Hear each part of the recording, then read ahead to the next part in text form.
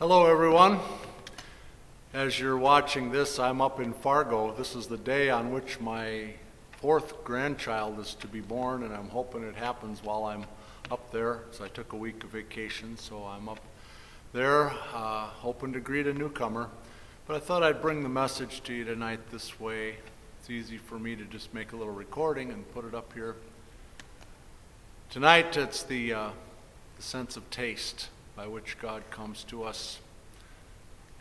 God is gracious and good and approaches us in many different ways.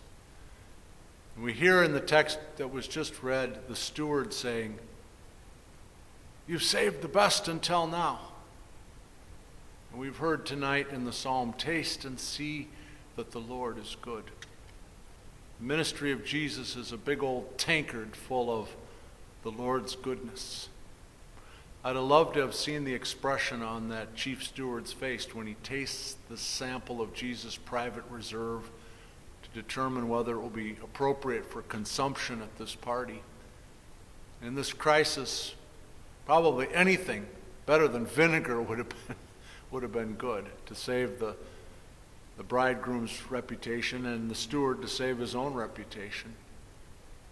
The initial sip satisfies the steward's desperate and discriminating palate, and all at once his fears dissipate. Just this one taste tells him, this is the good stuff, and there's lots of it. You've saved the best until last. That's a loaded phrase. The sign, Jesus' first sign in John's gospel, announces that his time indeed has begun, and it's time for the goodness of God's reign bursting in with the flavors of fulfillment and abundance. Taste of this delicious wine says the messianic feast is now open for seating. That's what it means. These are signs that are pointing to the coming kingdom that's breaking into the world. Too many people in the world don't enjoy the luxury of worrying about how their food tastes, we know.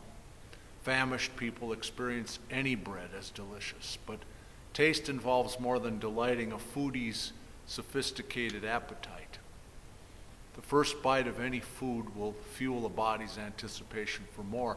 Taste buds respond by sending signals to the salivary glands and stomach.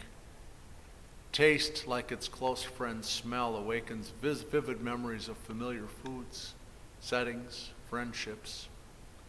To taste something is to test it by comparing it to what we remember from the past, judging whether it's safe to eat in the present, determining whether we want more in the future. The thing about tasting, as 1 Peter notes when it echoes Psalm 34 that we heard tonight, is that it can lead to longing. Having received tastes of God's goodness, how can we not hunger for more? Life's joys and pains both can fuel intense cravings for the thing that fully quenches our thirst and the fullness of salvation. So celebrate and rejoice in this gift of tasting. We can indeed taste and see that the Lord is good. Amen.